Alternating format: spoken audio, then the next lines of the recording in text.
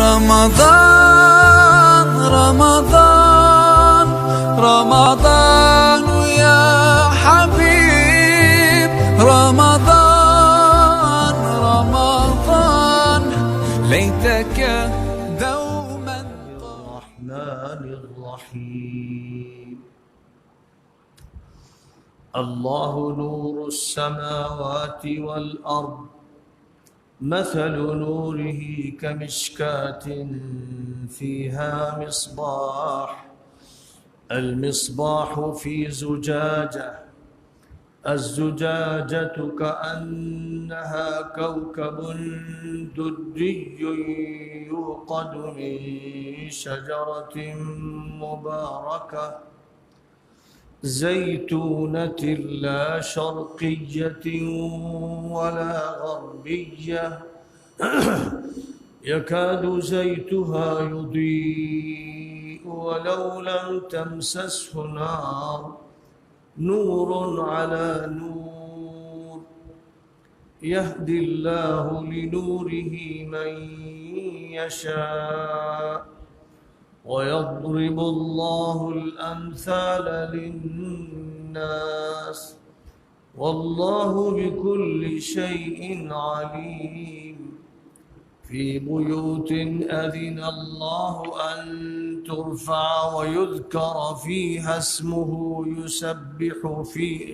يسبح له فيها بالغدو والآصال رجال لا تلهيهم تجارة ولا بيع عن ذكر الله وإقام الصلاة وإيتاء الزكاة يخافون يوما تتقلب فيه القلوب والأبصار ليجزيهم الله أحسن ما عملوا ويزيدهم من فضله والله يرزق من يشاء بغير حساب.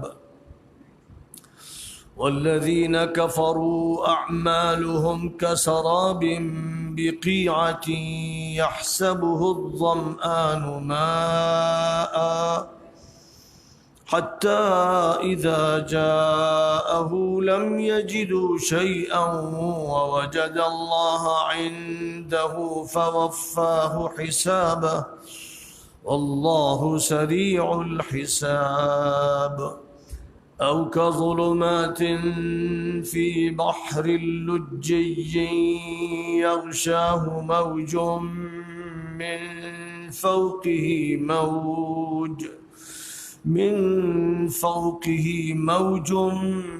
من فوقه سحاب ظلمات بعضها فوق بعض إذا أخرج يده لم يكد يراها ومن لم يجعل الله له نورا فما له من نور.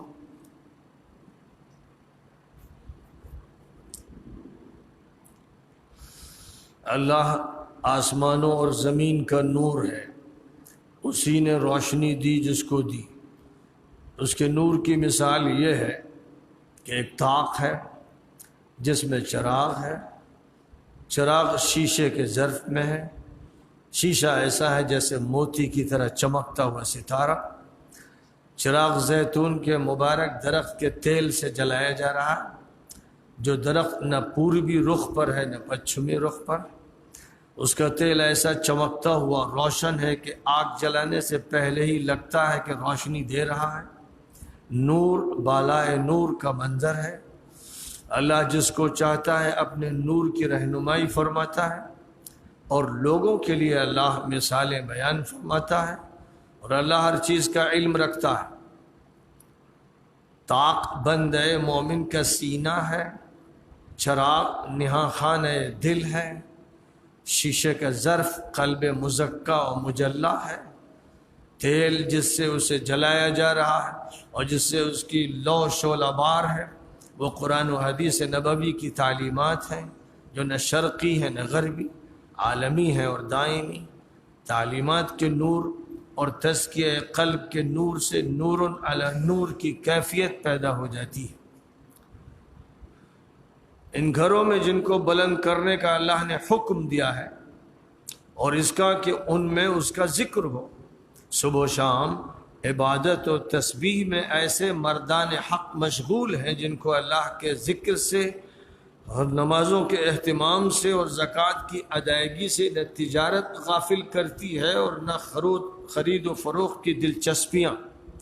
وہ اس دن سے ڈرتے رہتے ہیں جب دل و نگاہ الٹ پلٹ ہو جائیں گی، تاکہ اللہ ان کو ان کے اچھے اعمال کی جزا عطا فرمائے اور اپنے فضل و کرم سے مزید نعمتوں سے نوازے، اور اللہ جس کو چاہتا ہے بے حد و شمار دیتا ہے۔ جو لوگ کفر کر رہے ہیں یا کرتے رہے، ان کے عمل کسی چٹیل زمین کے سراب کی طرح ہے کہ دور سے پیاسا سراب کو پانی سمجھ بیٹھتا ہے، یہاں تک کہ جب اس کے پاس پہنچتا ہے تو اسے کچھ نہیں پاتا بلکہ وہاں اللہ کو پاتا ہے۔ آخرت اس کے لیے مثل سراب کی ہوتی ہے جہاں اللہ کی حضور اس کی پیشی ہوتی ہے اور اللہ اس کا حساب چکا دیتا ہے، اور اللہ کے ہاں حساب میں دیر نہیں لگتی۔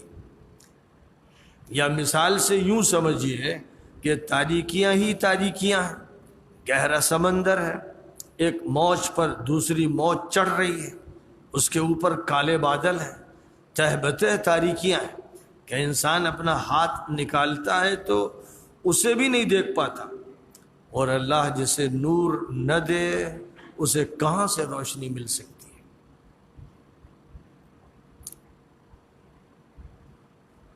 سورۃ النور کی یہ آیتیں آپ کے سامنے پڑھی گئیں جو آیت نمبر 35 سے شروع ہو کر آیت نمبر 40 پر ختم ہوتی ہیں۔ اس سورہ کا نام ہی سورۃ النور رکھا گیا ہے، اور اسی لیے یہ نام رکھا گیا ہے کہ اس سورہ پاک میں اللہ کے لیے یہ صفت استعمال کی گئی ہے کہ وہ نور السماوات والارض ہے، اور نور کی اس میں مثال دی گئی ہے، اور کن کو نور ملتا ہے اور کن کو نہیں ملتا ہے ان کا تذکرہ کیا گیا ہے۔ نور سے جو محروم ہوتے ہیں وہ کیسی تاریکیوں میں رہتے ہیں اس کا بھی ذکر فرمایا گیا۔ تو اس اعتبار سے سورہ نور کا یہ سبق اس سورے کا دل ہے، یہ اس سورے کی روح ہے، یہ اس سورے کی جان ہے، یہ اس سورے کا سب سے اہم سبق ہے، سب سے بنیادی سبق ہے، اور سورے کے نام سے نہ صرف یہ کہ مطابقت رکھتا ہے بلکہ اس کے نام کی صحیح توجیح کرتا ہے۔ جہاں تک تعلق ہے سورہ پاک کے آغاز کا، تو اس میں تو جو مسائل معاشرتی پیش آتے ہیں اور معاشرے میں جو بگاڑ ہوتا ہے، بے حیائی پیدا ہوتی ہے، اس کے نتیجے میں جو بدکاری ہوتی ہے، کبھی گھر اس میں ملوث ہو جاتا ہے، کبھی زوجین کے درمیان شکوک و شبہات پیدا ہوتے ہیں، کبھی ان کے درمیان مقدمے بازی ہوتی ہے، اور نوبت پھر اس کی پہنچتی ہے کہ نہ صرف یہ کہ سہولت سے طلاق ہو جائے یا خلا کا عمل ہو جائے، بلکہ قاضی کے سامنے ایک دوسرے پر لعنت ہوتی ہے، ایک دوسرے سے برات ہوتی ہے، اور اس فضا میں علیحدگی ہوتی ہے۔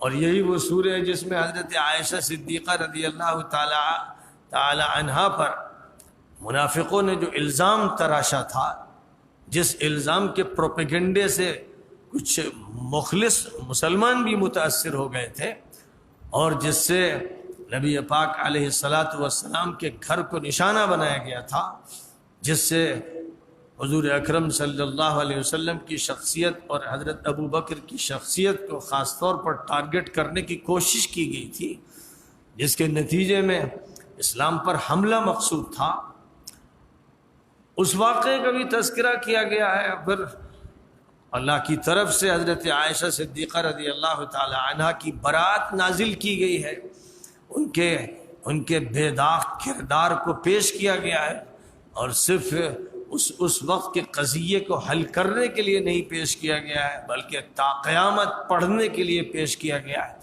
اور تا قیامت امت کو یہ بتانے کے لیے پیش کیا گیا ہے کہ وہ گھسپیٹیے، وہ آستین کے سانپ، وہ مجرم اور منافق جو مسلم معاشرے میں گھستے ہیں اور مسلم معاشرے کے اہم لوگوں، ذمہ داروں کو مطعون کرتے ہیں، اس لیے کرتے ہیں تاکہ اسلام پر حملہ کریں، اسلام کو ڈیمیج کر دیں۔ جن کی یہ حرکتیں ہیں اللہ ان سے واقف ہے، اور اللہ پھر وہ ساری کوششیں انہی پر پلٹ دیتا ہے۔ نہ صرف یہ کہ ان کے راز کھلتے ہیں بلکہ ان پر کوڑے لگتے ہیں اور وہ ذلیل ہوتے ہیں۔ یہ واقعہ ہے جو تاریخ نبوی کا، اسلام کے عہد اول کا، حضور اکرم صلی اللہ علیہ وسلم کی سوانح کا، ازواج مطہرات میں سے ایک زوجہ مطہرہ کا ایک ایسا واقعہ ہے جس کے ساتھ بہت سے مسائل جڑے ہوئے ہیں، اور پھر اسی واقعے کو سامنے رکھتے ہوئے یا اس کے پس منظر میں احکامات دیے گئے ہیں۔ گھر میں جانے اور پردے اور ستر وغیرہ کے احکامات، مرد و زن کے روابط کیسے ہونے چاہیے، اجنبی مرد اور اجنبی عورت کو کس طرح سے محتاط رہنا چاہیے، اس طرح کی بڑی بنیادی ہدایات دی گئی۔ اور جب یہ سورۃ النور میں ہدایات دی گئی ہیں تو ان کا مطلب یہ نہیں ہے کہ صرف سوشل جو مسائل ہیں، ایشوز ہیں، ان کو حل کیا جا رہا ہے اور معاشرتی گتھی سلجھائی جا رہی، بس بات اتنی نہیں، بلکہ یہ بتانا مقصود ہے کہ یہی معاشرتی اسلامی نظام ہے جو نورانیت پر مبنی ہے، اور جب یہ معاشرتی نظام گھروں میں نافذ ہوتا ہے، معاشرے میں نافذ ہوتا ہے، تو معاشرہ نورانی ہوتا ہے، گھر نورانی ہوتا ہے، ماحول نورانی ہوتا ہے، ظلمتیں چاک ہو جاتی ہیں، تاریکیوں کے پردے پھاڑ دیے جاتے ہیں، نفاق کو ظاہر کر دیا جاتا ہے، اخلاص کا اور صحیح ایمان کا ظہور ہوتا ہے۔ یہ ساری باتیں پس منظر میں ہیں، اور اس لیے اس سورہ کا نام سورۃ النور جو ہے، تو یہ مطلب نہیں کہ صرف روحانی دنیا کی باتیں ہوں گی اور عالم بالا کے تذکرے ہوں گے اور فرشتوں کی نورانیت کے قصے ہوں گے اور اللہ میاں کی جو نورانیت ہے، اطلاقی شان ہے اللہ کے نور کی، بس اس کے حوالے ہوں گے۔ مقصد یہ نہیں۔ جب یہ کہا گیا کہ اللہ ہی نور ہے آسمان اور زمین کا، آسمانوں کا، فضاؤں کا، زمین کا، تو وہ نور ہے کا مطلب یہ نہیں ہے کہ وہ سورج کی طرح ہے نعوذ باللہ، یا چاند کی طرح ہے، یا ستاروں کی طرح ہے، یا ان سے تیز اس کی روشنی ہے۔ وہ نور ہے، اس کا مطلب یہ ہے کہ وہ منور ہے، وہ منیر ہے، وہ ہے جو روشنی عطا فرمانے والا ہے، وہ سرتاسر نور ہے۔ اس کے نور کی جو شان ہے وہ مخلوقات کی شان سے ماورا ہے، لیس کمثلہ شیء، کوئی چیز اس کی طرح نہیں۔ لہذا جتنے بھی نور ہیں، جتنی بھی روشنیاں ہیں، ان پر اللہ کو قیاس نہیں کرنا ہے۔ اللہ کی روشنی اور اللہ کا نور کیا ہے، کیسا ہے، اس سے انسانوں کے دماغ ایسے عاجز ہیں کہ وہ ان کے بارے میں تخیل نہیں کر سکتے، زبانیں عاجز ہیں کہ اس کو بیان نہیں کر سکتی، قلم عاجز ہیں کہ اس کو لکھ نہیں سکتے، لیکن اللہ تعالیٰ اپنی صفات سمجھاتا ہے، اور یہاں پر جو بات وہ سمجھانا چاہتا ہے وہ صفت منیر اور صفت منور والی بات ہے۔ وہ جو بات آگے چل کر کہہ رہا ہے اہل ایمان کے لیے، جس نور کی بات کر رہا ہے کہ اللہ انہیں نور دیتا ہے، اب یہ مطلب تو ہے نہیں کہ خدا تعالیٰ کی ان پر تجلی ہوتی ہے، یا خدا حلول کر جاتا ہے، یا خدا اور ان کے درمیان اتحاد ہو جاتا ہے۔ عیسائی نظریے کے مطابق عیسیٰ مسیح اور اللہ کے درمیان جو اتحاد کا مسئلہ پیش آیا، یا اللہ نے حلول کر لیا وغیرہ وغیرہ، یہ سارے نظریات یہاں پر مسلمانوں کے ہاں کسی طرح جائز ہی نہیں ہے۔ تو یہاں تو جب اللہ تعالیٰ کی طرف سے اس بات کا تذکرہ فرمایا گیا کہ وہ آسمانوں اور زمین کا نور ہے، یعنی اس نے جس کو بھی نور دیا ہے، روشنی دی ہے، وہ اپنے فیصلے سے دی ہے، اپنے اختیار سے دی ہے، اور جس کو چاہتا ہے نور سے نوازتا ہے، اور جس کو چاہتا ہے ظلمتوں اور تاریکیوں میں بھٹکتا چھوڑ دیتا ہے۔ اب جہاں ایک طرف اللہ کے لیے صفت نور کا استعمال ہے، وہیں نبی پاک علیہ الصلوۃ والسلام کے لیے فرمایا کہ لقد جاءکم من اللہ نور وکتاب مبین، اللہ کی طرف سے تمہارے پاس روشنی آ گئی اور کتاب آ گئی۔ اب یہاں نور سے حضور بھی مراد ہو سکتے ہیں اور نور سے کتاب کی صفت بھی مراد ہو سکتی، کیونکہ تورات کو بھی ضیاء کہا گیا، روشنی ہے، اور نور کا لفظ کتاب کے لیے بھی استعمال کیا گیا اور حضور پاک علیہ الصلوۃ والسلام کے لیے بھی استعمال کیا گیا۔ اب ظاہر ہے کہ اللہ نور ہے اور نبی نور ہے اور قرآن نور ہے اور کتاب الہی نور ہے اور مومن کے قلب میں نور ہے اور اس کے ذہن میں نور ہے۔ یہ جب ساری باتیں ذہن میں ہوں گی تو بات سمجھ میں آ جائے گی کہ اللہ نور السماوات کا مطلب یہ کہ اللہ منور السماوات، اللہ نور دینے والا ہے، عطا فرمانے والا ہے۔ اور پھر اللہ جو نور دیتا ہے، روشنی دیتا ہے، اس روشنی کا خاص طور پر کتاب الہی میں جب تذکرہ ہوتا ہے تو اس سے مراد وہ نور ہوتا ہے جس نور کے نتیجے میں انسان کو صراط مستقیم واضح طور پر نظر آنے لگتی ہے، وہ نور جس سے کتاب الہی کا فہم نصیب ہوتا ہے، وہ نور جس سے حدیثوں اور سنتوں کا ادراک ہوتا ہے، وہ نور جس سے خیر و شر میں فرق کرنے کی صلاحیت ہوتی ہے، وہ نور جس کو فرقان بھی کہا گیا ہے، جس کے نتیجے میں حق و باطل میں تفریق کی صلاحیت پیدا ہو جاتی ہے۔ ان تتقوا اللہ یجعل لکم فرقانا، تم تقوی اختیار کرو گے اللہ فرقان تمہیں دے دے گا۔ اور کہیں فرمایا افمن شرح اللہ صدرہ للاسلام فہو علی نور من ربہ، اللہ تعالیٰ اسلام کے لیے جس کا سینہ کھول دیتا ہے وہ پروردگار کی طرف سے نور حاصل کر لیتا ہے۔ اب شرح صدر یہ خود ایک قرآن کا اصطلاحی لفظ ہے، الم نشرح لک صدرک ووضعنا عنک وزرک، نبی کو مخاطب کر کے اللہ نے فرمایا کیا ہم نے آپ کا شرح صدر نہیں کر دیا؟ تو شرح صدر ایک اصطلاح، موسیٰ علیہ الصلوۃ والسلام کو حکم دیا گیا کہ جائیے فرعون کے پاس اس کو دعوت دیجئے، تو انہوں نے کہا رب اشرح لی صدری، اللہ میرا شرح صدر فرما دیجئے۔ تو جب آدمی قرآن کی اصطلاح شرح صدر پر غور کرتا ہے تو سمجھ میں آتا ہے کہ شرح صدر وہ کیفیت ہے سکینت کی، طمانینت کی، اعتماد کی، بھروسے کی، توکل کی اور یقین کی اور ایمان کامل کی، کہ جب کسی کو وہ نصیب ہو جاتی ہے تو کوئی تذبذب نہیں ہوتا، تردد نہیں، گھبراہٹ نہیں، خوف نہیں، لالچ نہیں، انسان ان سب چیزوں سے بلند ہو جاتا ہے، اس کا رابطہ اس کے اللہ سے قائم ہو جاتا ہے، مرکز نور سے، اللہ نور السماوات والارض، اس مرکز سے رابطہ ہو جاتا ہے۔ اور جب اس مرکز سے رابطہ ہو جاتا ہے تو بلا تشبیہ کے یوں سمجھیے کہ آپ کے کمرے کا رابطہ پاور ہاؤس سے جب ہو جاتا ہے اور کنیکشن صحیح ہوتا ہے، سوئچ آن ہوتا ہے تو لائٹ آپ کے یہاں جلتی ہے۔ لیکن آپ کے کمرے کی لائٹ کا رشتہ اگر تار سے کٹ جائے، پاور ہاؤس سے کٹ جائے اور جہاں سے لائٹ آپ کے یہاں منتقل ہو رہی وہاں سے کٹ جائے تو اندھیرا ہو جاتا ہے۔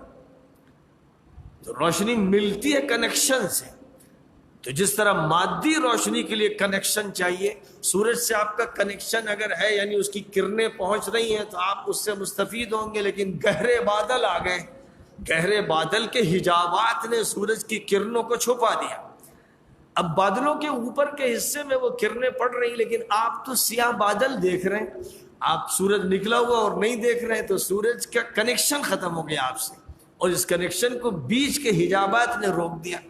لہذا جو فائدہ سورج سے ہونا ہے، زمین کو جو فائدہ ہونا ہے، انسان کے جسم کو جو فائدہ ہونا ہے، پھلوں کو جو فائدہ ہونا ہے، کسی بھی چیز کو جو فائدہ ہونا ہے، وہ اس وقت تک رکا رہے گا جب تک یہ حجاب رہے گا، اور جب وہ حجاب ختم ہو جائے گا سورج کی روشنی پھر ملے گی۔ یہی مسئلہ چاند کی چاندنی کا ہے کہ اس چاندنی سے جو فوائد ہیں، روشنی کا بھی فائدہ ہے اور بھی اس کے بہت سے پہلو ہیں، وہ اس وقت تک ہے جب تک وہ چاندنی آپ تک منتقل ہو رہی۔ اگر بیچ میں حجابات ہے، بہت ہی گرد و غبار ہے یا بادل ہے جن کی وجہ سے چاند کی چاندنی چھٹک کر نہیں آ رہی ہے، جھلک نہیں رہی ہے، چھپ گئی ہے، تو پھر آپ اس چاند کی چاندنی سے مستفید نہیں ہو سکیں گے۔ بس اسی طرح سمجھیے کہ اللہ اور بندے کے درمیان حجابات حائل ہو جاتے ہیں، کبھی اس لیے کہ دل پر زنگ چڑھ جاتا ہے، اور جب زنگ چڑھ جاتا ہے تو دل تو خود ہی بیمار ہو جاتا ہے، اور صاف و شفاف رہتا ہی نہیں ہے، کنیکشن پھر قائم ہو نہیں پاتا ہے۔ بیٹری پر زنگ چڑھ جاتا ہے، ذرا سا بھی دھبا آ جاتا ہے تو بیٹری کام نہیں کرتی ہے، اس کو اس کی صفائی کی ضرورت ہوتی ہے۔ اسی طرح تار کا جو سرا ہے وہ کبھی متاثر ہو جاتا ہے تو اسے پھر سے کاٹ کر صاف ستھرے تار سے جوڑنا پڑتا ہے۔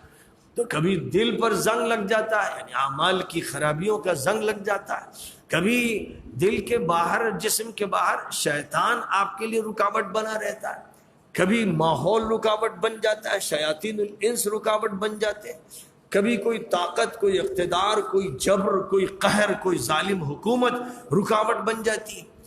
تو حجابات کی بہت سی قسمیں ہیں۔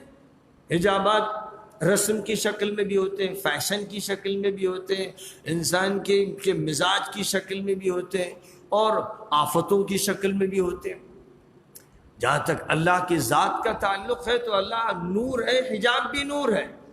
فرمایا حجابہ النور لو کشفہ لأحرقت سبحات وجہہ من انتہى الیہ بصرہ من خلقہ۔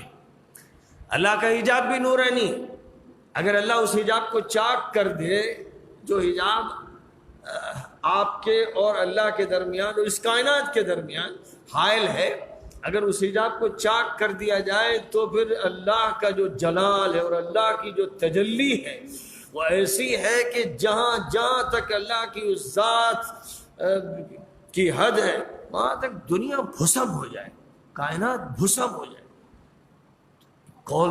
کون سی قسم ہے اللہ کے نور کی، کیا قسم ہے، اس کو سمجھنا ہے۔ ایک چھوٹی سی جھلکی اللہ تعالیٰ نے آپ کے سامنے پیش کر دی کہ حضرت موسیٰ علیہ السلام نے اللہ کی بارگاہ میں درخواست کر دی، ارینی انظر الیک، اللہ میاں اپنا جلوہ دکھا دیجئے، اپنا دیدار کرا دیجئے۔ قال لن ترانی، اور میں نہیں دیکھ سکتے، تمہارے اندر وہ طاقت نہیں ہے۔ ولكن انظر الى الجبل، ادھر دیکھو، ادھر وہ دور جو پہاڑ ہے دیکھو ادھر۔ فإن استقر مكانه فسوف تراني، اگر دیکھنا کہ وہ پہاڑ اٹل ہے، اس پر کوئی اثر نہیں پڑا تو تم دیکھ لینا پھر مجھے۔ فلما تجلى ربه للجبل جعله دكا، تو جب اللہ کی تجلی ہوئی وہ دور کے پہاڑ پر تو اس کو توڑ کے رکھ دیا گیا، ٹکڑے ٹکڑے ہو گیا پہاڑ۔ ایسا دھماکہ کہ یہ نہیں ہوا کہ پہاڑ ہل گیا، زلزلہ آ گیا اور پھٹ گیا، دکا، توڑ کے رکھ دیا گیا۔ قریب ہوتا تو موسیٰ کی چتھڑے اڑ جاتی، صرف دور سے جو دھماکہ ہوا اور جو منظر تھا، وہ خر موسیٰ صاعقہ، موسیٰ بے ہوش پڑے تھے۔ اس دور کے نظارے کو دیکھ کر وہ بے ہوش تھے۔ یہ ہے اللہ کی تجلی۔ تو اللہ کی تجلی کی طاقت نہیں ہے۔ ہاں، قیامت میں جب اللہ تعالیٰ ایک نئی زندگی دے گا اور ایک نیا بعث ہوگا، حشر ہوگا، نشر ہوگا، تو اس وقت اللہ تعالیٰ یہ طاقت عطا فرمائے گا کہ اپنی تجلی فرمائے گا اور لوگ دیکھیں گے اللہ کو، بے حجاب دیکھیں گے۔ ترونہ کما ترون القمر لیلۃ البدر لا تضامون فی رؤیتہ، تم ایسے دیکھو گے جیسے 14ویں رات کا چاند دیکھتے ہو، ایسے دیکھو گے، اپنے رب کو دیکھو گے، تجلی الہی دیکھو گے، ایسے جیسے 14ویں رات کا چاند دیکھتے ہو، اور سب دیکھتے ہیں، کوئی کسی کے لیے رکاوٹ نہیں بنتا۔ ویسے اس وقت یہ طاقت دی جائے گی۔ اس کا مطلب یہ ہوا کہ دنیا میں جو جسم دیا گیا ہے، جب دوبارہ قبر سے اٹھایا جائے گا تو وہ جسم نہیں ہوگا۔ لمبان چوڑان کی بات نہیں ہے، صلاحیتوں کی بات ہے۔ وہ صلاحیت جو وہاں ہوگی یہاں نہیں ہے، وہاں کچھ ایسی صلاحیتیں عطا کی جائیں گی جن صلاحیتوں کا ابدی زندگی سے تعلق ہے۔ یہاں جو جسم دیا گیا، فانی دیا گیا، مٹنے والا، روزانہ تحلیل ہوتا ہے، روزانہ تحلیل ہوتا ہے۔ 3 دن کھانا نہ کھائیے، پھر اپنا حال دیکھیے، گھل گھل کے آپ صرف ہڈی چمڑا رہ جائیں گے، اور پھر اس کے بعد موت سے ہمکنار ہو جائیں گے، کیونکہ آپ گھل رہے ہیں۔ جب آپ گھلتے ہیں تو آپ ناشتہ کرتے ہیں، آپ کھانا کھاتے ہیں، اور جتنا گھلتے ہیں اتنا اگر آپ نے کمپنسیٹ کر لیا ہے تو ٹھیک ہے، لیول صحیح ہوگا۔ لیکن اگر آپ جتنا گھلے اس سے 10 گنا زیادہ کھا لیا ہے تو چربی چڑھے گی، موٹے ہو جائیں گے، توند نکلے گی۔ پھر بے آدمی بن جائیں گے، اور اس سے کم لیں گے تو دبلے ہوں گے اور کمزور ہو جائیں گے، ڈھیلے اور سست ہو جائیں گے۔ تو اس لیے مقدار بھی طے ہے۔ نبی پاک علیہ السلام نے ڈاکٹروں کی اصطلاحات میں نہیں بیان کیا، لیکن ایک ایسی بات کہہ دی جس سے ڈاکٹر بھی مستفید ہو، عوام بھی ہو، سارے لوگ۔ اور میں کھانا اس طرح کھایا کرو کہ 1/3 کھانے سے پیٹ بھرو اور 1/3 پانی کے لیے رکھو اور 1/3 گیسز کے لیے رکھو۔ تو اگر 1/3 پیٹ یعنی جو حاصل نکلا 1/3 پیٹ کھائیے، یعنی اگر آپ 3 روٹی کھاتے ہیں تو خوب لگتا ہے بہت پیٹ بھر گیا، تو 1 روٹی کھائیے، یہ 1/3 کھانا ہوگا۔ اور اس کے بعد پانی جو آپ پیتے ہیں وہ بھی تقریباً 1/3 پانی ہو جائے گا۔ اب 1/3 کو رکھیے سانس واس لینے کے لیے، یا سانس بھی بند کر دیں گے؟ تو یہ جو سسٹم ہے یہ اللہ تعالیٰ کی طرف سے نبی پاک علیہ الصلوۃ والسلام نے تلقین فرمایا۔ تو بہرحال جہاں تک تعلق ہے اللہ کی صفات کا اور اللہ کی تجلیات کا، ان کا اس دنیا میں رہتے ہوئے تو ادراک ہو ہی نہیں سکتا ہے۔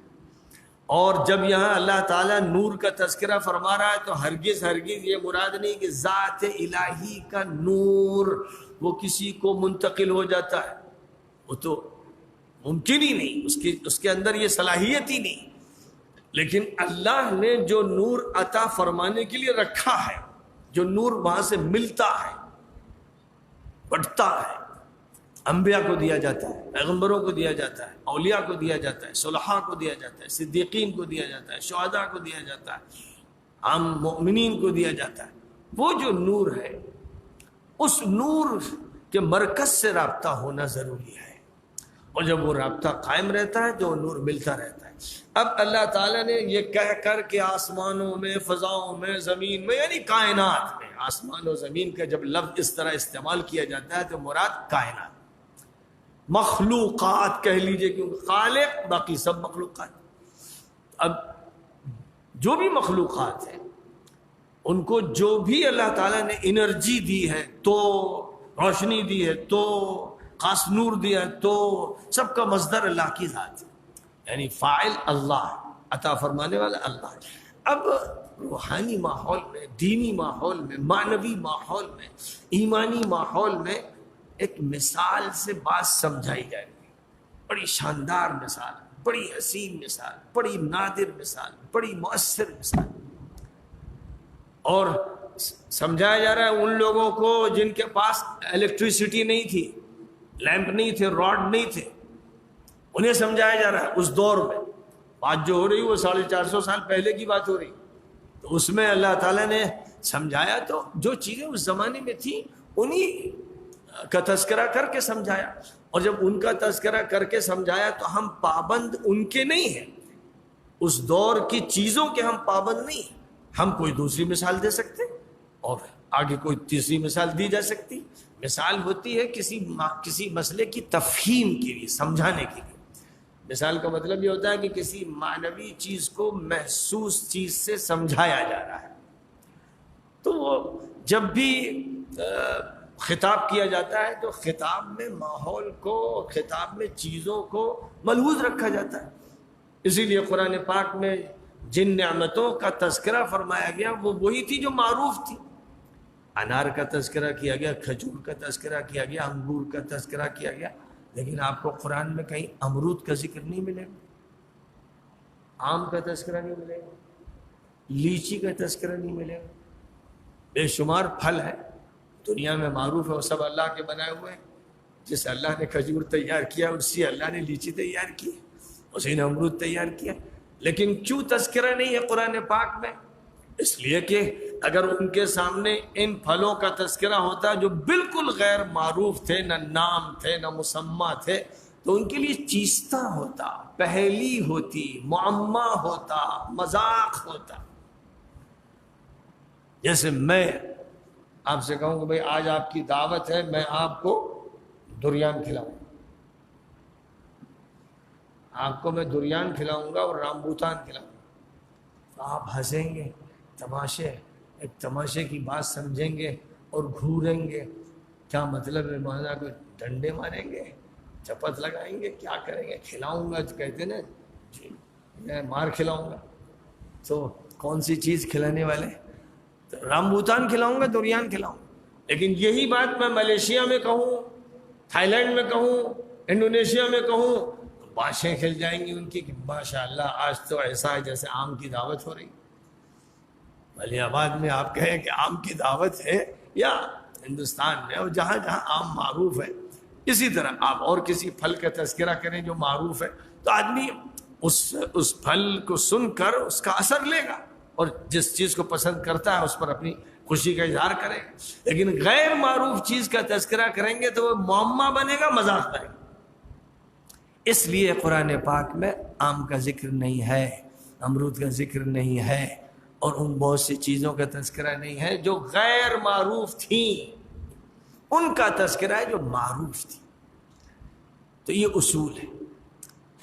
اور اس کا لحاظ اللہ تعالیٰ نے اس میں بھی رکھا کہ جو نبی معروف تھے ان کے نام بیان کیے. کسی نہ کسی اعتبار سے ان کے درمیان معروف تھے جو مشرک تھے، یا ان کے درمیان جو یہودی تھے، یا ان کے درمیان جو عیسائی تھے، جو ماحول میں لوگ تھے جن سے قرآن خطاب کر رہا تھا وہ جانتے تھے تو ان کا نام لیا.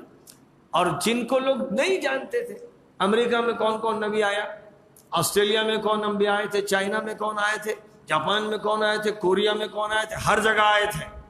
یہ اللہ کا کہنا ہے، قرآن کا بیان ہے.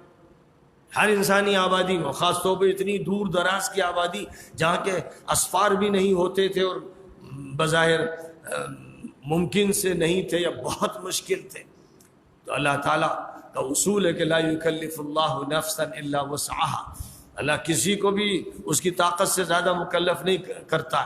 اس لیے کسی قوم کو مکلف اس کا نہیں کیا گیا کہ وہ آسٹریلیا سے مکے آئیں اور وہ یہاں آ کر نبی سے دین سیکھیں، یا وہ بیت المقدس جائیں اور عیسیٰ کے پاس حاضر ہوں. اس کا مکلف اللہ نے نہیں بنایا. اللہ نے خود کنواں ان کے گھر پہنچا دیا، یعنی ہر جگہ پیغمبر بھیج دیا.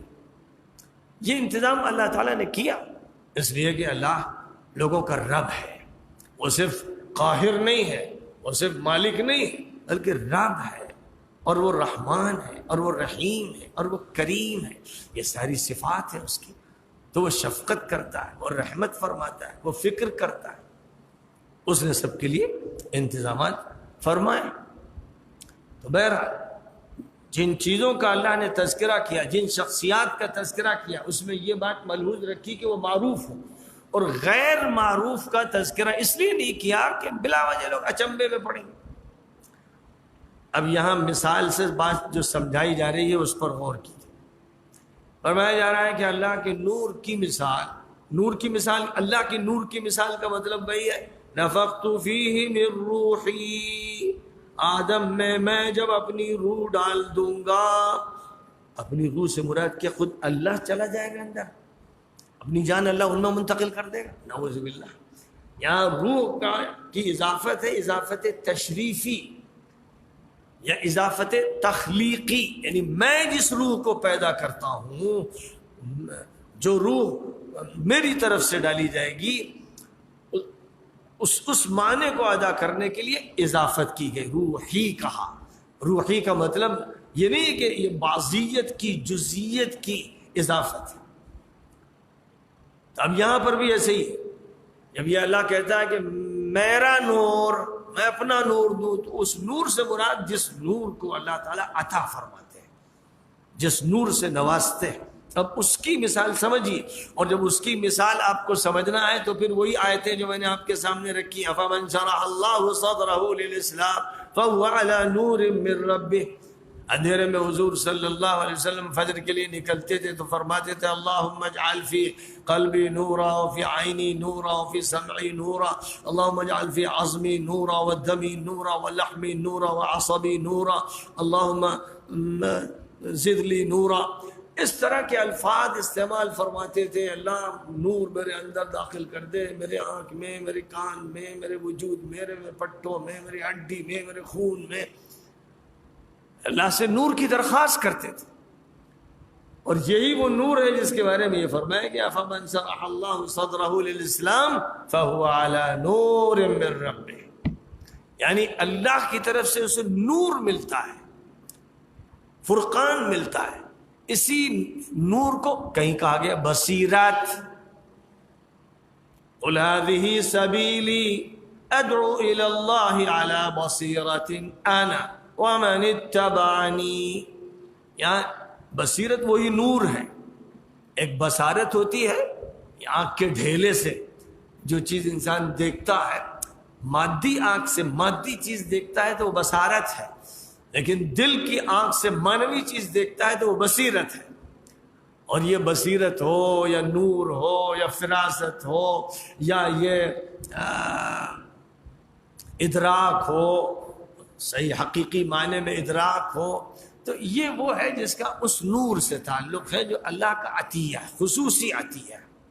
اور اس عطیے کا تعلق ایمان سے، یقین سے، تعلق مع اللہ سے، ذکر الہی سے، علم نبوی سے ہے، علم ربانی سے ہے. امام شافعی رحمہ اللہ کا شعر مشہور ہے.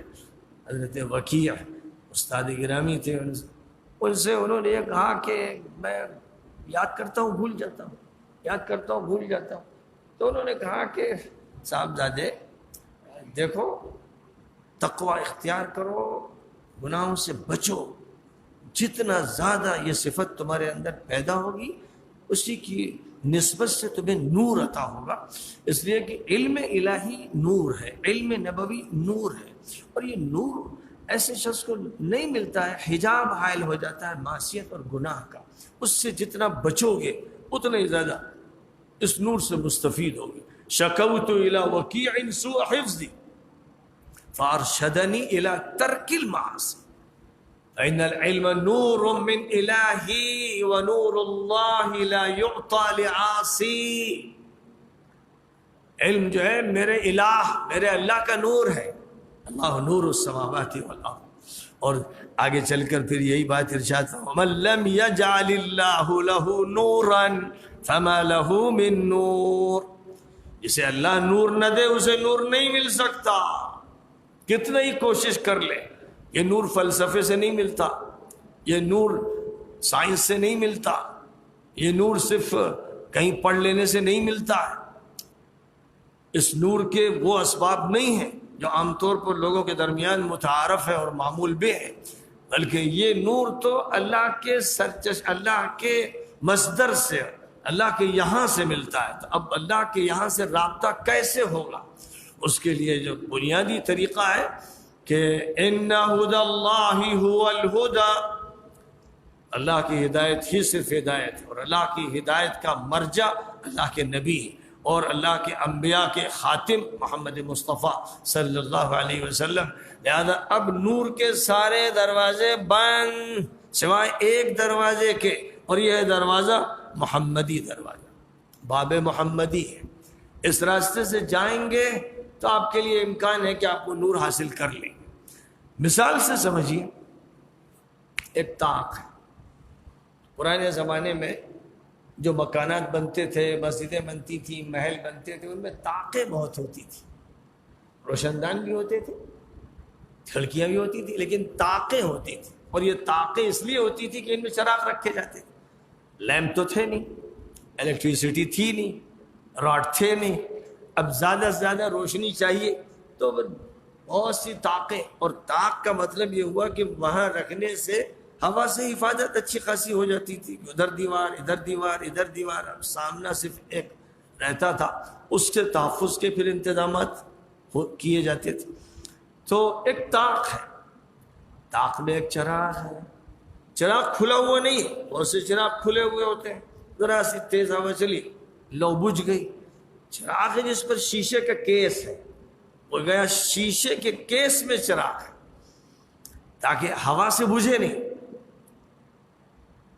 ایک ایسا چراغ ہے جس پر شیشے کا کیس ہے، اور شیشہ ایسا چمکتا ہوا، اتنا شفاف ہے، اتنا نورانی ہے کہ جیسے آپ دور سے دیکھتے ہیں ستارے کو، لگتا ہے کہ یہ خود یہ چراغ چمکتا ہوا ستارہ، ایسا بلوری شیشہ، ایسا موتی کی طرح کا شیشہ، یہ سب تشبیہات ہیں سمجھانے کے لیے کہ اس کا عالم ہی دوسرا ہے۔ اس کے بعد جو تیل ڈالا جاتا ہے، تیل ہی سے چراغ جلائے جاتے تھے، مٹی کا تیل تو تھا نہیں۔ جو تیل استعمال ہوتے تھے، کسی نے کڑوا تیل استعمال کر لیا، کسی نے اور کوئی تیل، سرسوں کا تیل استعمال کر لیا، تو اس کے لیے جو تیل استعمال کیا جاتا ہے وہ زیتون کا تیل، اور زیتون کا تیل تمام تیلوں کے مقابلے میں سب سے اچھا ہوتا ہے۔ پھر اس کے بعد سب سے اچھا زیتون وہاں کا ہوتا ہے جہاں زیتون کا باغ ایسی بلند جگہ پر ہو یا دور دور تک ایسی کھلی جگہ پر ہو جہاں دھوپ سے آڑ نہ ہو۔ یہ نہ ہو کہ بھائی صبح کے وقت دھوپ نہیں آتی، 12 بجے جا کر کہیں دھوپ آتی ہے جہاں درخت ہے زیتون کی، شام کو دھوپ آ جاتی ہے اور اوقات میں نہیں آتی۔ ایسا باغ ہونا چاہیے جس میں پوری دھوپ ملے اس کو، جس وقت سے سورج طلوع ہوتا ہے اور جس وقت غروب ہوتا ہے، اس پوری مدت میں سورج کی کرنوں سے جو استفادہ کرنا ہے وہ استفادہ اسے ہونا چاہیے۔ ایسا درخت، کیونکہ جو ایسا درخت ہوتا ہے زیتون کا، دن بھر اس کو سورج کی دھوپ ملتی ہے، اس میں جو پیوریفیکیشن ہوتا ہے، جو زیتون کے تیل میں صفائی پیدا ہوتی ہے، جو شفافیت آتی ہے، وہ اور ان باغات کے مقابلے میں زیادہ ہوتی ہے جہاں دھوپ پورے دن نہیں ملتی۔ تو سب سے عمدہ شفاف تیل ایسے زیتون کے باغ کے پھلوں سے نکالا جاتا ہے۔ اب یہاں پھر یہ بتانے کے لیے کہ تیل بھی بہت اچھا چمکتا ہوا، ایسا کہ آپ کو لگے، اس کی چمک ایسی ہوتی کہ لگے جیسے روشنی نکل رہی، جیسے دور سے ریت دیکھتے ہیں تو لگتا ہے جیسے پانی تیر رہا ہے، سراب اسی کو کہتے ہیں۔ ویسے ہی بہت اعلیٰ قسم کا جو زیتون کا تیل ہوتا ہے، اس میں سے ایسی چمک سے نکلتی، لگتا ہے جیسے کوئی شعلہ نکل رہا ہے۔ تو فرمایا اتنا شفاف تیل، اس تیل سے یہ چراغ جلایا جا رہا ہے۔ اب نور علی نور کا منظر ہے۔ تو یہ جو مثال پیش کی جا رہی ہے، اس مثال سے کیا سمجھایا جا رہا ہے، کیا مطلب اس مثال؟ مطلب یہ ہے کہ یوں سمجھیے کہ یہ جو نور ہے یہ مادی چراغ کا نہیں، یہ سورج کا نہیں، یہ کسی اور چیز کا نہیں، یہ جو نور اللہ کی طرف سے ملتا ہے بندہ مومن کو ملتا ہے۔ تو بندہ مومن کا یہ جو سینہ ہے، یہ سینہ بندہ مومن کا فی الحقیقت ایک طاق ہے، ایک طاق ہے، اور اس طاق کے اندر ایک دل کے اندر کی ایک حقیقت ہے جس کو سویداء القلب کہتے ہیں، یعنی دل کے اندر کا اصل جوہر، اس کا جو خلاصہ ہے وہ ہے وہ چراغ جو جل رہا ہے، اور اس چراغ کے اوپر دل ہے، اور دل ایسا صاف و شفاف ہے معنوی اعتبار سے۔ ظاہر ہے کہ دل تو گوشت کا ایک لوتھڑا ہے، اس کو کاٹ کے دیکھیں گے آپ تو وہ گوشت کا ایک ٹکڑا نظر آئے گا، لیکن یہاں جس معنویت کے ساتھ بات کی جا رہی ہے، جس بصیرت کی جا رہی ہے، جس فرقان کی جا رہی ہے، دل کی جن کیفیات کی جا رہی ہے، ان کیفیات کو سمجھانے کی کوشش ہو رہی ہے، کیونکہ وہ کیفیات ایک ایسی دنیا ہے کہ جس دنیا کا عالم بالا سے ہم وقت رابطہ ہوتا ہے، اور انبیاء کا رابطہ تو ایسا رہتا ہے کہ وہ وحی ریسیو کرتے ہیں، وہ مقام انہیں حاصل ہوتا ہے۔ تو دل کے اندر کی دنیا میں چراغ ہے، اور یہ جو دل ہے وہ اس چراغ کے اوپر بلوری شیشہ ہے، اس کے اوپر یہ بلوری چمکتا ہوا شیشہ ہے۔ یعنی اب ظاہر ہے کہ وہ دل تو مراد ہو نہیں سکتا جس کے بارے میں حدیث میں فرمایا گیا کہ گناہ کرتا ہے تو ایک سیاہ دھبا لگتا ہے، پھر کرتا ہے، پھر لگتا ہے، پھر کرتا ہے، پھر لگتا ہے، یہاں تک کہ دل سیاہ ہو جاتا ہے۔ آپریشن کر کے دیکھا جائے اگر کسی کا تو کہیں سیاہی نظر نہیں آئی، کیونکہ وہ مادی سیاہی نہیں ہے، بیان مادی سیاہی کا نہیں ہو رہا ہے۔ سفیدی، سیاہی، روشنی، ڈاکٹر کا تجربہ کیا جائے، سرجن کو بلایا جائے کہ ان کا دل چیر کے دیکھیے یہ سفید ہے یا سیاہ، تو وہ تو جو گوشت کا ٹکڑا ہے وہی دکھے گا، اس لیے کہ یہ ایک ایسی معنوی اور روحانی شے ہے جس کے اثرات اعمال میں دکھتے ہیں، اخلاق میں دکھتے ہیں، تعلق مع اللہ میں دکھتے ہیں، سنت کے اہتمام میں دکھتے ہیں، اور کن کن چیزوں میں دکھتے ہیں۔ تو دل کے اندر چراغ ہے، دل وہ زجاجہ ہے، وہ شیشہ ہے، وہ کیس ہے جو اس کے اوپر ہے۔ اب اس کے بعد جو اس مواد مل رہا ہے، جس مواد سے چراغ جل رہا ہے، وہ قرآن اور حدیث کا تیل ہے، وہ قرآن اور حدیث کا تیل ہے۔ اور قرآن و حدیث یعنی اسلام، یعنی دین، یعنی حنیفیت، یعنی محمدیت، یعنی ربانیت، جو چاہیے لفظ بولیے، مطلب اس کا ایک ہے کہ جو غذا مل رہی ہے وہ قرآن اور حدیث کی غذا مل رہی ہے۔ قرآن و حدیث کی غذا نہ شرقی ہے نہ غربی ہے، نہ شمالی ہے نہ جنوبی ہے، وَلِلَّهِ الْمَشْرِقُ وَالْمَغْرِبُ فَأَيْنَمَا تُوَلُّوا فَثَمَّ وَجْهُ اللَّهِ۔ مشرق و مغرب، پورب پچھم، سب اللہ کی جہتیں ہیں، کوئی جہت بھی مخصوص نہیں ہے۔ تو اب اسلام ماورائے حدود ہے، ماورائے ثغور ہے، اسلام کو کوئی سرحد روکتی نہیں ہے، اسلام کا کوئی بارڈر نہیں لگایا گیا ہے، پوری دنیا اسلام کی مٹھی میں ہے، بلکہ پوری کائنات اسلام کے سامنے جھکی ہوئی ہے، اور اسلام اللہ کے سامنے جھکنے کی تلقین کرتا ہے۔ اب جو تیل مل رہا ہے جس کو زیتون کا تیل کہا گیا اور فرمایا گیا لا شرقیہ لا غربیہ، یہ تیل قرآن کی آیتوں کے معنی ہے، یہ حدیثوں کی تشریحات ہے، یہ نبی پاک کے اعمال ہیں، یہ سنت کی توضیحات ہیں۔ یہ اگر آپ کو صحیح طور پر مل رہی ہیں، جیسے کسی کو صحیح کھانا مل رہا ہے، صحت کا انتظام ہو رہا ہے، تو ماشاءاللہ وہ چست رہے گا، اچھا رہے گا، صحت اس کی اچھی رہے گی۔ عام حالات میں کوئی ایمرجنسی کیس پیش آ جائے تو آ جائے، ورنہ طبعی طور پر غذا مل رہی ہے اور جسم صحیح حالت میں ہے تو اس کی صحیح حالت رہے گی، صحت اچھی ہوگی۔ ایسے ہی معنوی صحت انہی کی اچھی ہوتی ہے جن کو قرآن کی غذا ملتی ہے۔ صبح قرآن کا ناشتہ، دوپہر میں قرآن کا کھانا، رات میں قرآن کا کھانا، تو حدیث کا ناشتہ، حدیث کا کھانا، غذا جو مل رہی ہے، معنوی غذا، روحانی غذا، دینی غذا، وہ دل کو سپلائی ہو رہی ہے، اور اس کے نتیجے میں نور علی نور کا منظر پیدا ہوتا چلا جا رہا ہے۔ ایک طرف تو ریاضتوں، مجاہدات، ذکر و اذکار کے نتیجے میں جو شرح صدر حاصل ہوا، اور اللہ تعالیٰ نے جو بالنوری شیشہ عطا فرمایا، جو چراغ کا کیس ہے، اور چراغ بھی بہت ہی اچھا نصیب فرمایا، اس چراغ کی حفاظت کے بھی انتظامات فرمائے۔ اب اس کے بعد اس کو جو تیل سپلائی ہو رہا ہے، جو اس کو روحانی غذا مل رہی ہے، اور جو اس کو دینی غذا مل رہی ہے قرآن و حدیث سے، وہ بھی تسلسل کے ساتھ مل رہی ہے، صاف و شفاف مل رہی ہے، اس میں کوئی تحریف نہیں، کوئی انحراف نہیں ہے، کوئی لفظ نہیں، کوئی تلبیس نہیں، یہ شرط ہے۔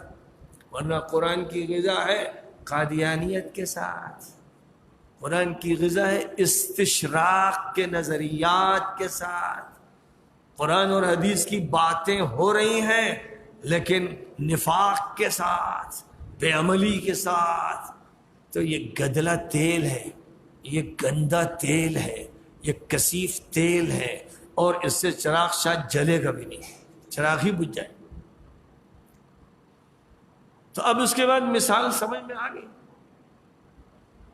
سینہ طاق ہے اور دل کے اندر چراغ ہے، صاف شفاف دل اس کا بلوری شیشہ ہے، کیس ہے، اور پھر جو اس کو تیل مل رہا ہے وہ قرآن اور حدیث سے ملنے والی معلومات ہیں، ہدایات ہیں، رہنمائیاں ہیں۔ اس طرح سے وہ نور مل رہا ہے۔ اب جن کو یہ نور ملتا ہے تو دیکھ لیجئے، یہدی اللہ لنورہ من یشاء، اللہ جن کو چاہتا ہے اپنے نور کی رہنمائی عطا فرماتا ہے، نور کی طرف لے جاتا ہے۔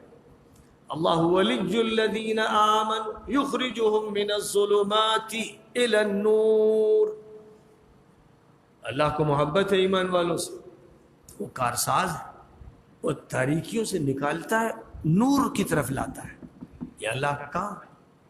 اب کوئی چاہے تو، بغیر چاہت کے نہیں ملتا، تو جب چاہت ہوتی ہے، طلب ہوتی ہے، تو اللہ کی طرف سے عطا میں دیر نہیں لگتی، وہ نور عطا ہوتا ہے۔ اور جب یہ نور مل جاتا ہے تو کیا حالت ہوتی ہے؟ اب دیکھیے پھر کیسے لوگ تیار ہوتے ہیں، کیسی ٹیم تیار ہوتی ہے، کیسا کیڈر تیار ہوتا ہے، کیسے مردان کار تیار ہوتے ہیں، کیسے جھیالے لوگ تیار ہوتے ہیں، کیسے مجاہد ہوتے ہیں، کیسے ربانی علماء تیار ہوتے ہیں۔ اس کا نتیجہ یہ ہوتا ہے کہ فی بیوت اذن اللہ ان ترفع ویذکر فیہا اسمہ یسبح لہ فیہا بالغدو والآصال رجال۔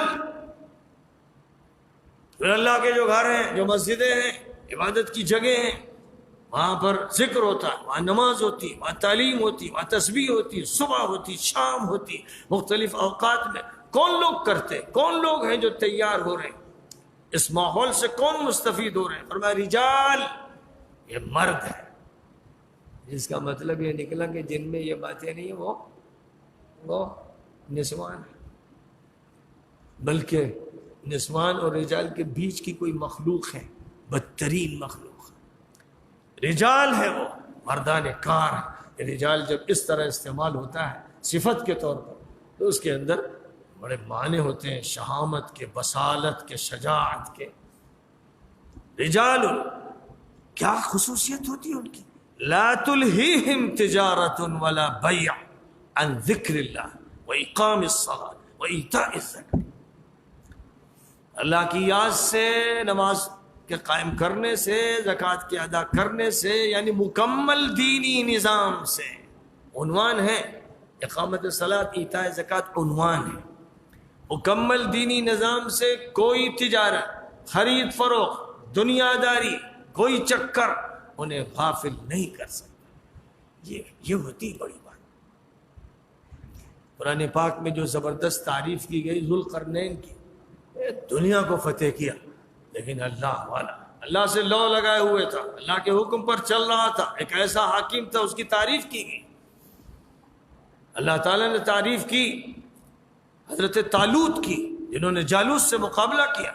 اللہ نے تعریف کی حضرت داؤد کی، جنہوں نے جالوت کو مارا۔ اللہ نے تعریف کی ان لوگوں کی جنہوں نے دریائے اردن کو حضرت طالوت کے ساتھ پار کیا اور پانی ایک چلو نہیں پیا، کہہ دیا گیا تھا کہ پانی مت پینا۔ ایسے لوگوں کی تعریف قرآن میں کی گئی، اور اللہ تعریف کرے جو خود خالق ہے، اس سے بڑی تعریف کوئی ہو نہیں سکتی۔ سارے شعراء گونگے ہو جائیں، سارے رائٹرز قلم توڑ دیں، ان کے قلم میں اور ان کی زبان میں طاقت نہیں ہے کہ وہ تعریف کر سکے جو اللہ کے ایک جملہ بلکہ ایک لفظ کرتا ہے۔ تو جس کی اللہ تعریف کر دے، کیا کہنے اس کے مرتبے کی، اس کے مقام کی، اس کی بلندی کی۔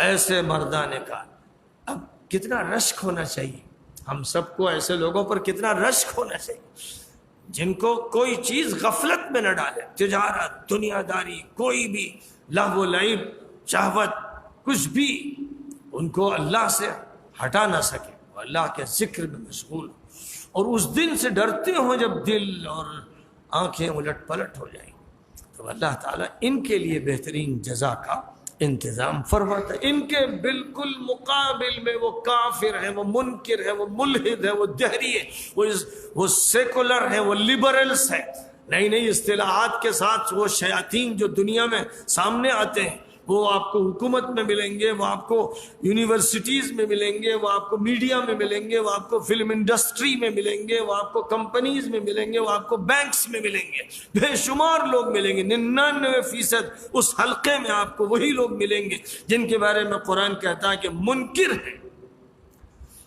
ان کے عمل ایسے ہیں جیسے سراب، دور سے چمکتی ہوئی ریت ایسی لگتی ہے جیسے تالاب، جیسے پانی تیر رہا، اور پیاسا بھاگ کے آگے بڑھتا ہے کہ وہاں پانی، جو قریب پہنچتا ہے تو دیکھتا ہے کہ ریت ہے، خشک ریت ہے، دور سے اس نے چمک کر کے دھوکہ دیا۔ ویسے ہی یہ دنیا ہے، لا یغرنکم باللہ الغرور، یہ دھوکے باز دنیا تمہیں دھوکہ نہ دے۔ وَلَا تَمُدَّنَّ عَيْنَيْكَ إِلَىٰ مَا مَتَّعْنَا بِهِ، ہم نے جو دنیا داروں کو دولتیں دے رکھی ہیں، مزے کر رہے ہیں، وہ ان کو آنکھیں پھاڑ کے بھی مت دیکھنا، ان کو مت دیکھو۔ یہ جو قرآن میں بار بار کہا گیا، اسی لیے کہا گیا کہ شراب کے چکر میں مت پڑو. تم سمجھتے ہو کہ یہ ڈگری بڑی اونچی چیز ہے, یہ سمجھتے ہو کہ پیسے بہت عمدہ ہے, کسی کا محل دیکھ کے للچاتے ہو, کسی کی گاڑی دیکھ کے للچاتے ہو. کچھ نہیں رکھا ہے, کچھ نہیں رکھا. ہر چیز مٹ جائے گی خدا نہ خواستہ. ابھی جس پر تم رشک کر رہے تھے بہت شاندار گاڑی, آدھے گھنٹے کے بعد اطلاع آئی کہ اس کا ایکسیڈنٹ ہو گیا, پرخچے اڑ گئے, وہ سب ختم ہو گئے. اب کلیجہ تھام کے آپ بھی بیٹھ جاؤ گے اور دوسرے بھی بیٹھ جائیں گے. یہی ہوا تھا جب قارون کو دیکھا تھا, مصر کے لوگوں نے جب قارون کو دیکھا تھا کہ اس کا قافلہ جا رہا ہے, سواریاں ہیں اور تو اس کو احتشام اور حشم و خدم, تو بس دیکھ کر لوگ للچا گئے تھے, لوگ تمنا کر رہے ہیں. لیکن اس کے بعد جب خبر آئی, رات میں یا دن میں خبر آئی, اس زمانے میں ریڈیو تو تھا نہیں, ٹی وی تو تھا نہیں, سوشل میڈیا تو تھا نہیں, لیکن جنگل کی آگ کی طرح خبر پھیلتی تھی. خبر آئی کہ قارون اپنے محل سمیت زمین میں دھسا دیا گیا. تو جو لوگ رش کر رہے تھے دل پکڑ کے رہ گئے, ہاتھ یعنی بس اپنے کو محسوس کے رہ گئے, انگلیاں کاٹتے رہ گئے اور اللہ سے اللہ کی پناہ مانگنے لگے, توبہ کرنے لگے. اس لیے کچھ رکھا نہیں کسی چیز میں, ابدی اور دائمی نعمت جنت میں, اور اللہ ہے جو اصل مالک ہے, اس سے رابطہ قائم کرنا ہے. ورنہ تو پھر آدمی کا حال یہ ہوتا ہے کہ بظاہر وہ بڑی روشنیوں میں, دنیا دکانوں میں آپ جائیں رات میں, جو ذرا اچھے علاقے شمار ہوتے ہیں, سینکڑوں بلب جل رہے ہیں ایک ایک دکان, اور خاص طور پر شادی حال کا جو حال ہے, جو چمک دمک ہے, جو رونق ہے, جس طرح زرق برق لباس ہے اور جو سجاوٹیں ہیں, بس آدمی دیکھتا ہی رہ جائے. یہ سارے تماشے, لیکن انہی تماشوں کے اندر اگر معنوی آنکھیں حاصل ہیں آپ کو تو تہ بر تہ تاریکیاں ہیں. جیسے کوئی سمندر کے اندر رات میں ہو, ایسی تاریکیاں ہو کہ ہاتھ کو ہاتھ نہ دکھتا ہو, ایسی تاریکیاں. آپ قمقمے دیکھ رہے ہیں, لیکن یہ قمقمے ایسے ہیں کہ مادی روشنی ہے, اور اس مادی روشنی کی تہ میں روحانی تاریکی ہے. فرشتے لعنت کر رہے ہیں, آپ دیکھ نہیں رہے, سن نہیں پا رہے, لیکن جہاں شادی ہو رہی ہے, شادی حال میں جو شادیاں ہو رہی ہیں, فرشتے لعنت کر رہے ہیں, انبیاء لعنت کر رہے ہیں, اللہ ناراض ہے اور شیطان خوش ہے, ابلیس کا قہر لگا رہا ہے, شیاطین الانس شریک ہیں, شیاطین الجن ان کے ساتھ ان کی رگوں میں دوڑ رہے ہیں, اور شادی ہو رہی ہے. یہ خانہ آبادی نہیں ہو رہی ہے, خانہ بربادی ہو رہی ہے, لیکن نظر نہیں آ رہا, مستقبل دکھ نہیں رہا ہے. دنیا کا بھی مستقبل دکھ نہیں رہا ہے کہ کل کیا ہوگا. کتنے واقعات ہوتے ہیں, اخبارات میں آتے ہیں کہ ایک بارات گئی اور اچانک راستے میں بس سے ایکسیڈنٹ ہو گیا, ٹرک سے ہو گیا, یا پل سے گر گئی پوری بس باراتیوں کی جس میں 9 تھے, یا فلاں گاڑی جس میں دلہن تھی, یہ ہوا. لوگ سمجھتے ہیں اتفاق سے ہو گیا. کوئی بات اتفاق سے نہیں ہوتی ہے, تدبیر العزیز العلیم سے ہوتی ہے, اللہ کے نظام و منصوبے کے تحت ہوتی ہے. جو مرتا ہے خدا کے حکم سے مرتا ہے, جو جیتا ہے خدا کے حکم سے جیتا ہے. اس کے پیچھے اسباب ہوتے ہیں, محرکات ہوتے ہیں. ان کا علم خضر جیسے لوگوں کو اللہ دیتا, ہر انسان کو نہیں ملتا. کتنی طلاقیں ہوتی ہیں, کتنے مقدمے چلتے ہیں, کتنے گھر تباہ ہوتے ہیں. یعنی ابھی آج بڑی دھوم دھڑکے سے شادی ہوئی, بارات آئی, خوب دعوتیں ہوئی, 2 دن کے بعد معلوم ہوا کہ کورٹ میں مقدمہ ہے اور پولیس گھر کے چکر لگا رہی ہے اور نوشامیاں بھاگے پھر رہے ہیں, ان کی گرفتاری کا وارنٹ جاری ہو گیا ہے. کتنے واقعات, اگر صرف اخبارات سے آپ جمع کریں روزانہ اس طرح کے واقعات, تو اتنے ملیں گے کہ ایک جلد ایک دن میں تیار ہو جائے گی, بلکہ شاید کئی جلدیں تیار ہو جائیں گی. تو واقعہ ہے, بس خیال نہیں ہے, لیکن لوگ غور نہیں کرتے. تو یہ ہیں وہ تاریکیاں, جن تاریکیوں کے بعد پھر انسان مکمل طور پر نور سے محروم ہو جاتا ہے. وآخر دعوانا الحمدللہ. رمضان